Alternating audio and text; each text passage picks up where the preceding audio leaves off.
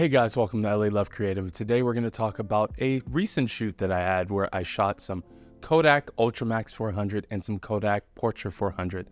My thoughts on the two film stocks and also some light breakdowns of how I got the looks that I got.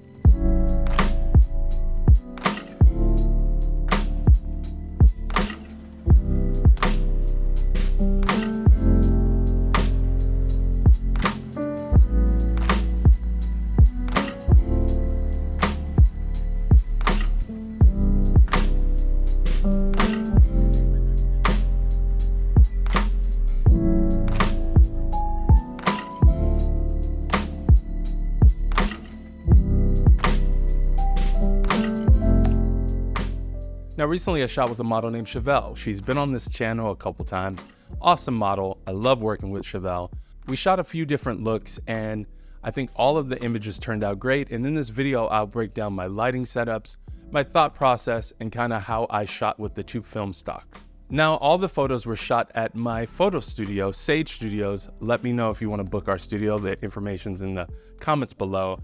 I love our studio because it has a lot of different looks and a lot of different possibilities in terms of what I can create.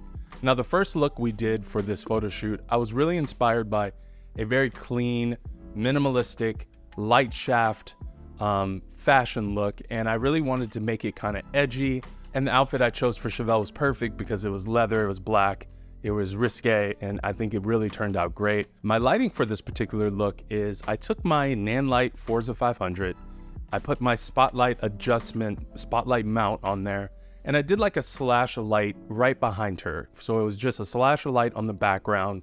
I then took a aperture 120D and I just bounced that light onto some foam core V-flats to kind of have like a soft fill onto her. Now the cool thing about that grungy look that I was looking for, I found that the Ultramax, if you take the Ultramax and you put it against the PORTRA 400 in this particular setup, you'll find that the Ultramax is a little bit more grainier. It's a little bit more grungy. The color consistency of PORTRA 400 is very consistent. If you shoot PORTRA 400, you're gonna get more of a clean, more natural color. And I thought for this particular look, I wanted something a little bit more grungy, so the Ultramax was more of what I was looking for, but both film stocks turned out great. And also my Canon R6 did a great job of capturing these photos.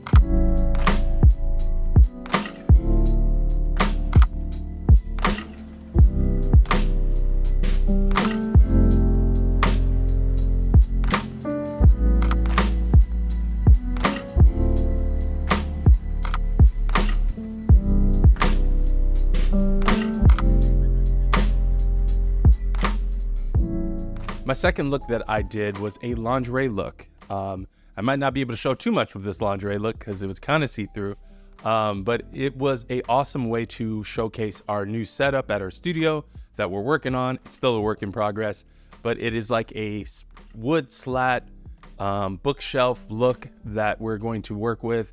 And it was awesome for Chevelle because she could just walk around, interact with the bookshelf, lean on it. The lighting for this setup was really simple. I took the aperture 120D again. I bounced it on some foam core so that it would give kind of like a book light setup and give just a lot of soft light to fill onto the face. And then I used mostly natural light coming in from the big windows that we have at our studio. And I thought that turned out really good. Now for this particular setup, I only shot with the PORTRA 400 and my Canon R6. If you look at the Canon R6, the digital photo versus the PORTRA, you'll find that PORTRA 400 is very color consistent. It's very sharp. It's a very high-end film stock. You can get a great image from Ultramax 400. You can make it very professional. But I found that PORTRA straight out of the camera, it is more sharper and more of a cleaner look with the PORTRA 400.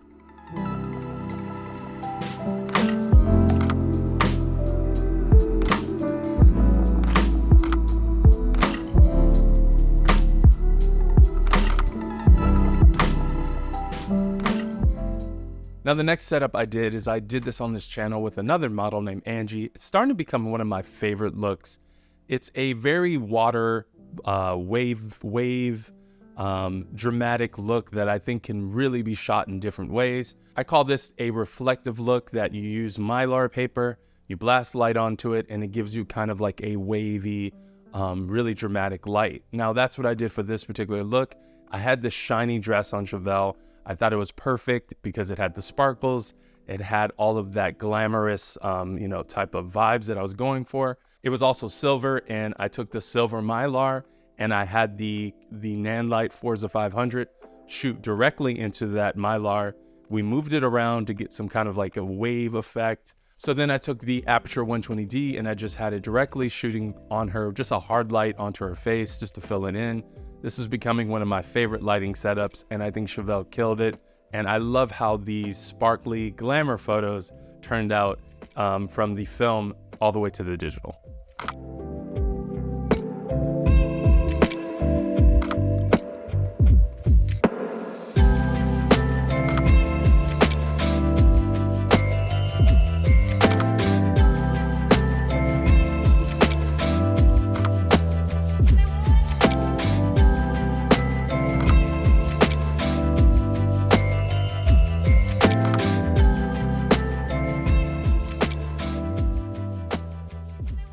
Last look of the day was one of my favorites. I really wanted to do something a little bit high fashion, and I also wanted to do something with black and red. So I had this Panasonic old VHS camcorder. So what I did is I had Chevelle hold the Panasonic camcorder.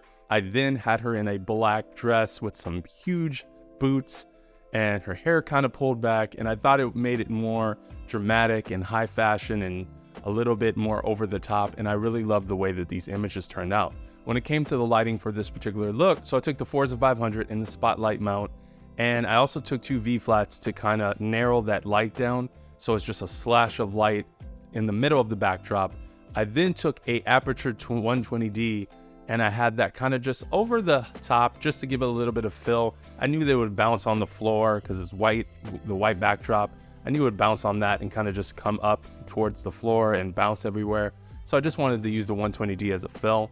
These images turned out great. I loved all the images that came out from this particular setup. I think the film and the digital look amazing, and I love this setup.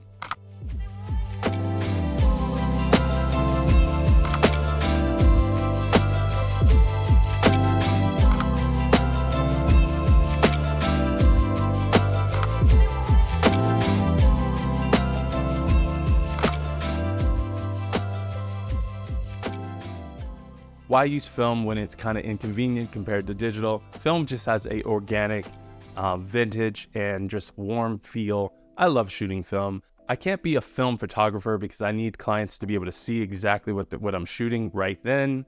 It's really expensive, developing and buying film. Just for instance, the Ultramax is like $13 for like one roll. The PORTRA 400 is like $16 per roll. Then you got to pay like $20 to get that developed.